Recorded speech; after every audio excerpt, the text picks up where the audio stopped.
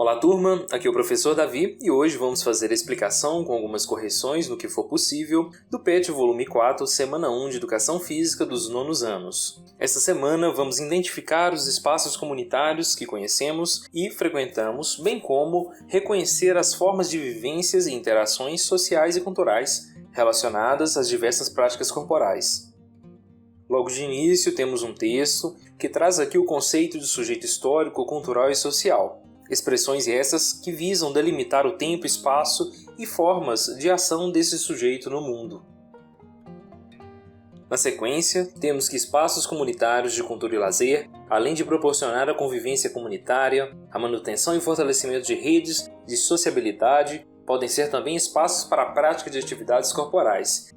Aqui temos um link com informações adicionais sobre essa semana e depois vem as atividades, que é o ponto mais importante, né? Questão 1 pede o seguinte: considere os seus hábitos de vida, especialmente aqueles relacionados à sua saúde e qualidade de vida, e responda. Aqui, pessoal, todas as questões, ou a grande maioria delas, pede uma resposta pessoal. Eu tentei responder com base nas minhas vivências e vocês podem tomar como modelo. Aqui não tem como existir certo e errado, porque é o que você pensa e o que você vive e o seu contexto. A letra A pede o seguinte: você praticava com frequência alguma atividade física, corporal antes da pandemia? Qual?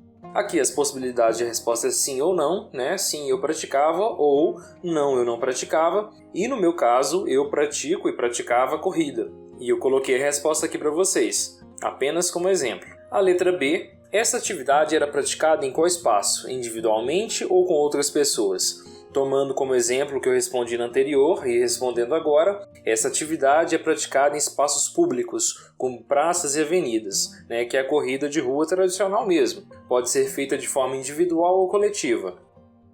A letra C: o momento vivido, a pandemia, alterou sua rotina de atividades físicas corporais? Como e por quê? E eu respondi sim, alterou. Fiquei um longo período sem fazer devido às recomendações de distanciamento social. Estou retomando apenas agora com as devidas precauções. Então eu tentei justificar aqui como foi pedido a resposta que eu coloquei na primeira pergunta. Questão C é bem simples. Vamos à letra D.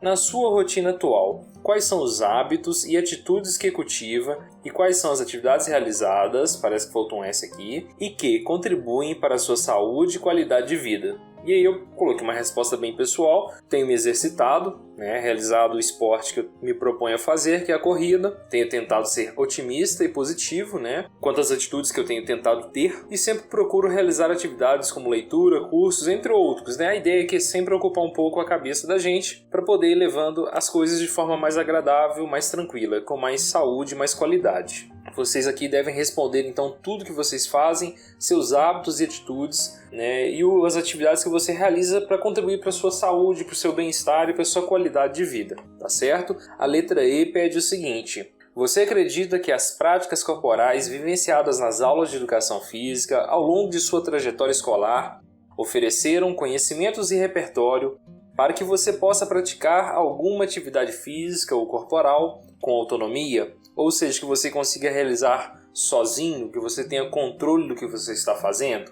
E você deve justificar a resposta. Então você acha que a educação física contribuiu para isso, para você ter a condição de realizar alguma atividade física ou corporal neste momento? E aqui é algo muito pessoal também. Eu coloquei que sim, acredito, Eu acredito que as práticas corporais vivenciadas nas aulas de educação física contribuíram e oferecem conhecimento e repertório para me fazer alguma atividade física ou corporal em casa. E eu coloquei aqui a resposta: sim, acredito. Consigo realizar de forma individual ou coletiva algumas atividades ou esportes, como por exemplo voleibol, futebol, futsal, corrida, exercício de alongamento, entre outros. E aí eu utilizei esse ponto aqui para justificar o porquê, eu respondi de forma positiva. Vocês podem colocar e justificar o que for necessário aqui a depender da pergunta. E vocês podem colocar e justificar o que for necessário a depender da resposta que vocês colocarem inicialmente. Lembrando que qualquer dúvida vocês podem deixar no campo de comentários, eu vou tentar responder todo mundo. E não se esqueça de se inscrever no canal para dar aquela força pra gente. Vamos ao número 2 aqui. A número 2 pede o seguinte: considere onde você mora e a sua rotina de atividades antes da pandemia e faça o que se pede. A letra A pede para você estruture uma representação gráfica mapeando os espaços comunitários frequentados e as atividades realizadas neles. Dá para você fazer basicamente um gráfico mesmo, um desenho, tá? Da região onde você mora, da cidade onde você mora ou do bairro onde você mora. E você vai colocar aí os espaços comunitários. E aí eu peguei essa imagem na internet aqui para exemplificar um pouco, né? Aí tem aqui a imagem de um parque, de um museu, escola, zoológico. Na minha não tem não, tá, gente? Tem zoológico na minha cidade não. Restaurante tem, né? Cafeteria, playgrounds, né? Entre outras coisas mais. E aí, na letra B, né, depois de você ter feito ali a representação gráfica do mapa, né, mapeando esses espaços, pode ser um mapa mesmo, como eu disse, você deve então identificar em quais deles a convivência comunitária é mediada por práticas corporais. Ou seja, práticas corporais envolvem jogos, brincadeiras, esportes, entre outros. E aí você deve registrar, né, registre-as em uma tabela relacionando o local, a prática corporal compartilhada e as pessoas que geralmente participam dessa prática. Então o primeiro ponto é identificar em quais desses espaços a convivência é mediada pelas práticas corporais. E aí você vai voltar no mapa, e no mapa você vai então, pode colocar uma legenda no canto ou uma setinha indicando que, por exemplo, no parque existem as práticas corporais de corrida, ou de ciclismo, ou de mountain bike, ou de outro tipo de esporte específico ou de alongamento. Então você vai colocar quais são as práticas corporais envolvidas ali e depois de fazer isso, você vai então confeccionar uma tabela indicando o local, prática corporal e as pessoas que geralmente participam dessas práticas. E aí eu fiz um exemplo de tabela bem pequenininho aqui, tá simplesinho, que vocês podem utilizar aí também. Eu coloquei como exemplo as praças, né, da minha cidade aqui, onde as pessoas geralmente fazem caminhada. E eu coloquei os nomes fictícios das pessoas, porque são muitas e eu não conheço todo mundo, mas eu coloquei o João, Maria, Antônio e tudo mais. Você pode relacionar as pessoas que você mais conhece, que você tem mais contato, tá certo?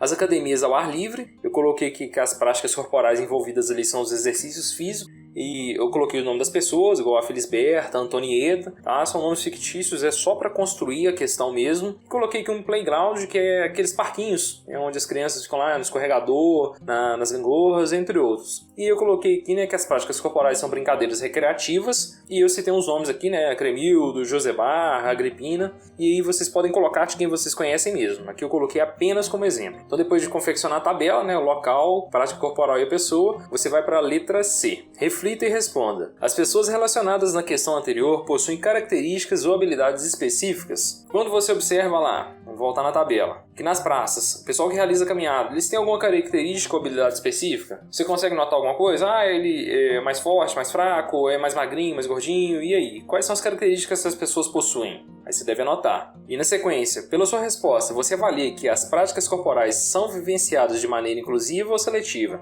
Se ela é inclusiva, todos podem participar. Se ela é seletiva, essa prática em si ela seleciona pelo contexto envolvido nela as pessoas que podem participar. Por exemplo, se eu vejo uma prática corporal em um ginásio poliesportivo que é destinado à prática de esportes, né, como por exemplo o futsal, você vai observar que ali tem pessoas que de alguma forma sabem jogar futsal. Então essa prática em si ela seleciona essas pessoas. E quem não sabe jogar futsal não vai poder participar, né? Ou teoricamente não vai ter um êxito muito grande na participação deste esporte.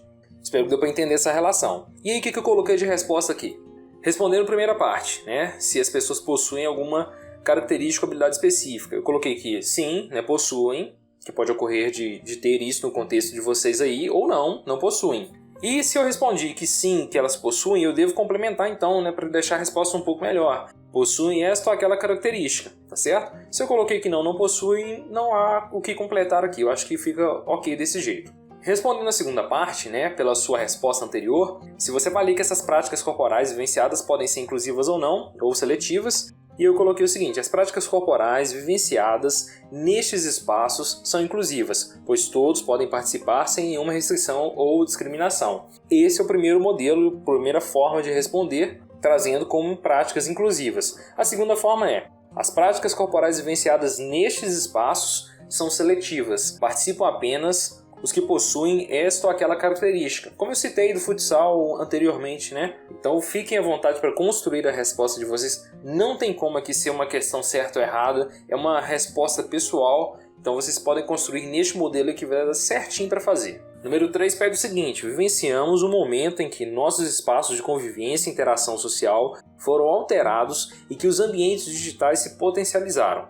Diante deste contexto, escolha uma prática corporal e crie um plano de divulgação para ser trabalhado, em formato digital, com o objetivo de que as pessoas possam conhecê-la, valorizando seus possíveis impactos na conquista e na manutenção de saúde e qualidade de vida. Seu plano deve conter. Então, seu plano de divulgação tem que ter uma prática corporal. Eu vou usar aqui como exemplo a peteca, que é uma prática corporal, é um esporte. Então eu tenho que ir, primeiro, identificar, identificação da prática corporal. E aqui você deve colocar o nome e descrever brevemente. Eu construí aqui uma imagem, fiz a edição bonitinha aqui dessa imagem. Coloquei peteca aqui em cima, cortou um pedacinho da imagem, não tem problema. Coloquei o desenho de uma peteca, porque aí a pessoa visualiza e já lembra o que é. Como é algo muito conhecido, eu não coloquei a descrição. Segundo ponto, que é a letra B, você deve relacionar relações existentes entre a prática corporal e a conquista e manutenção da saúde e qualidade de vida. E aí o que eu fiz? Eu fui lá e coloquei os benefícios. Os benefícios estão aqui. Maior flexibilidade, desenvolve musculatura e por aí vai. Por quê? Com a prática da peteca você vai alcançar provavelmente isso aqui. Então você vai conseguir, de alguma forma, ganhar um pouco mais de saúde, mais condicionamento. A letra C pede para você a explicação sobre as regras e as normatizações que regem a atuação dos participantes, podendo ser regras institucionalizadas, adaptadas ou criadas.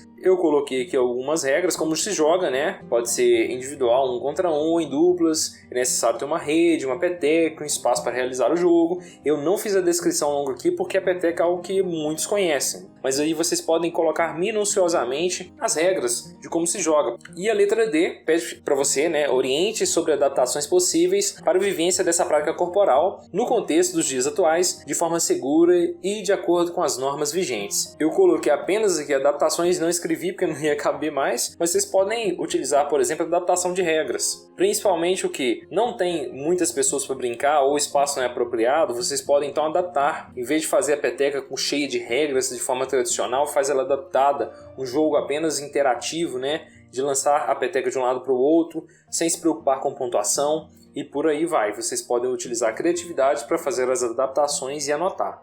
Vamos ao número 4. Agora avalie seu plano cuidadosamente e responda. Na prática escolhida, existem as funções de árbitro, juiz, mediador, jogador, participante, praticante e técnico, orientador, treinador? Quais são as atribuições principais de cada um? E em que contexto são realizadas? Eu utilizei então a peteca, como já estou descrevendo. Existe a função então de árbitro, na peteca oficial. Jogadores, no caso são 2 jogadores aqui como exemplo, pode haver variação, e não é necessária a função de técnico. O árbitro fiscaliza o jogo, respondendo a segunda pergunta, quais as atribuições, durante todo o tempo. Os jogadores têm a função de jogar, obviamente, e através da disputa tentam ganhar o jogo. As funções devem ser alternadas, faltou um S aqui. Árbitro vira jogador. Quem está participando como árbitro depois vira jogador e assim por diante, como está aqui. A letra B pede o seguinte: como você avalia os impactos na saúde, considerando as dimensões físicas, psicológicas e emocionais da vivência de cada uma das funções descritas acima? Descreva se são positivas ou negativas e justifique. Então a gente tem basicamente 3 funções. Como eu usei o exemplo da peteca, fica simples, que é jogador e árbitro, quem coordena o jogo e quem participa do jogo efetivamente. Então eu coloquei o seguinte: os impactos são extremamente positivos. No âmbito físico, a peteca melhora o condicionamento, fortalece a musculatura, dentre outros, que vocês podem estender aqui as colocações. No psicológico, no âmbito psicológico e emocional, são afetados positivamente pelo exercício, que libera hormônios que promovem o bem-estar e a diminuição do estresse. E aqui eu não fiz distinção entre as funções porque ambos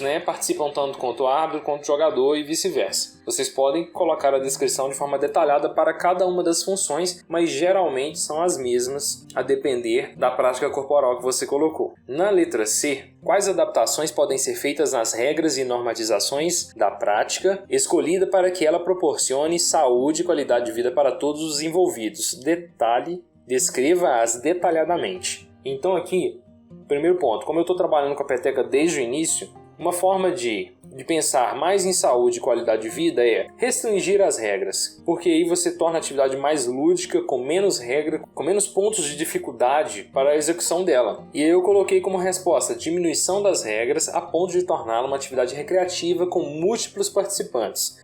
Então é isso, pessoal. Eu coloquei aqui respostas de forma bem pessoal, com base na minha vivência, para servir de exemplo para vocês. Eu utilizei como esporte, né, ou prática corporal, a peteca, e espero que vocês tenham conseguido entender. Lembrando, qualquer dúvida, deixem no campo de comentários, eu vou tentar responder todo mundo, mas essas atividades a nível de 9º ano estão super tranquilas. Eu acredito que com essa explicação aqui, com as possibilidades de resposta que eu coloquei, é muito complicado você fugir muito do que está sendo pedido aqui. Mas qualquer dúvida deixa nos comentários aí. E não se esqueça de se inscrever no canal. Um abraço.